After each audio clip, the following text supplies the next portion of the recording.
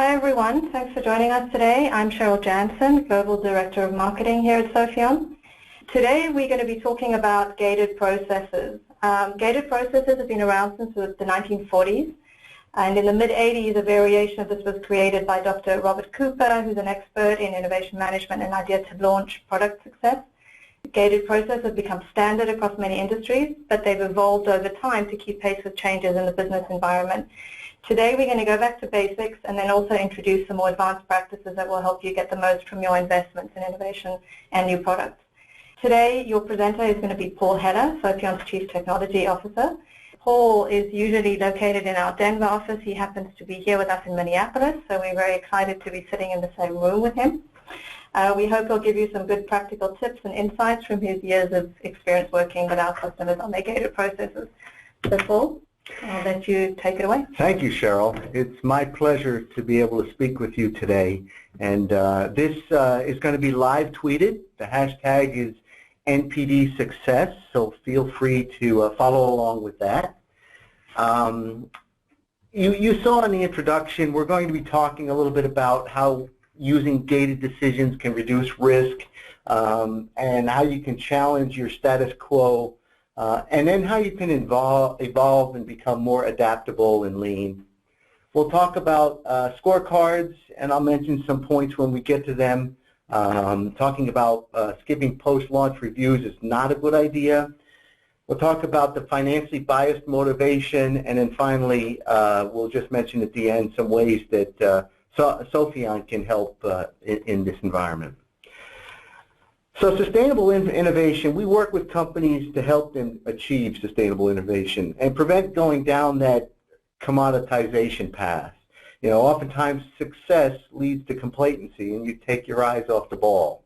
And the only way around that is just to keep innovating. And that's a space that we've been in for some time, and we work with a lot of companies to help them stay out of that commoditization, shrinking profits area. This matters because there's plenty of proof out there that the returns for companies who do it well are significantly better than average. And you can see here it doesn't matter the industry. If you're in the top, one of the top innovative companies, you will outperform your peers by 12%.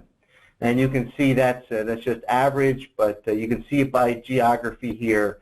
It's across all geographies that those innovative companies will do better than those who are not. So it's certainly something we need to be involved in. And then we often think about, well, why is it tough? Where are the barriers? And some of the barriers are captured here. Innovation execution, we'll certainly be talking about that today, right? Many companies have processes, but do they really use them? And the challenges are to using them. Making the bad bets, you know, picking the ones in the portfolio that are just not the right ones. Not having a good enough ideas or too few good ideas. We'll talk about that briefly and how the implications of that are against the gated processes.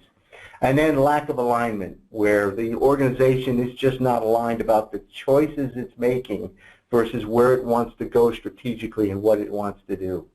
And so these barriers can all be overcome by using gated processes. So we've been talking about gated processes. So what is a gated process? It's really pretty simple. It's phases of work followed by formal checkpoints. A gated process was originally put in place to reduce risk. So instead of taking on an entire initiative, soup to nuts, front to end, you could do it pieces at a time and thereby reduce your risk, reduce your investment profile, and if you've got a wrong decision along the way, get out of it. As Cheryl mentioned, the most common examples right now, especially in the new product development world, are stage gate, phase gate is another name for it.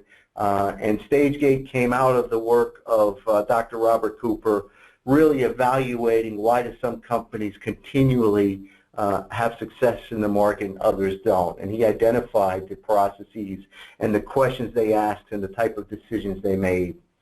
But it's certainly not limited to those. Many other types of processes are in essence, a gated process. A Six Sigma process, the gate might be pretty simple, but it says we're going to define and then are we ready to measure? Are we ready to analyze? Are we ready to improve? Prince 2, very much a gated process at its heart. PMI, PMBOK process, these are just some examples. There's plenty of gated processes out there. Now, I use the word formal checkpoints. So what do we mean by a formal checkpoint? Well, a formal checkpoint is one where the decision makers are defined. We know who they are. The expectations are clear, both about what the purpose of the checkpoint is, but also the responsibility of the decision makers.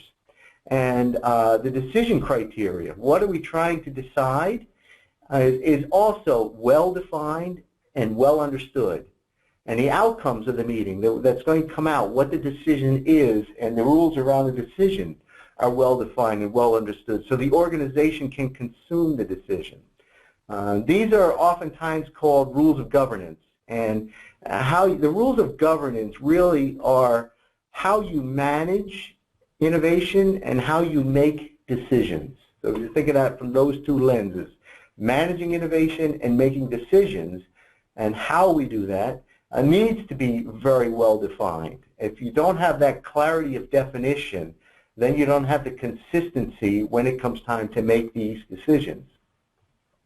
So I mentioned that one of the major points of decisions is a gate. So what is a gate? Well, a gate is a point in time for a go or no-go decision to move to the next stage.